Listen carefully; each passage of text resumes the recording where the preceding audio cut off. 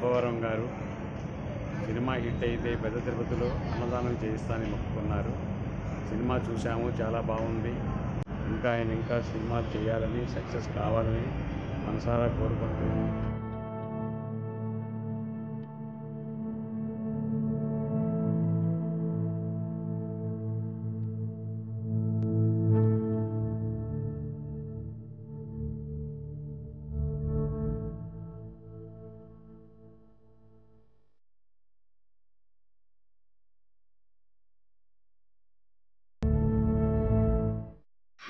కిరణ్ అబ్బవరం గారు హైదరాబాద్ వ్యక్తిగత movie release అయిన సందర్భంగా విజయవాడ జీపీ రోడ్లో అన్నదాన కార్యక్రమం పెట్టడం అనేది చాలా కొత్తగా ఉంది.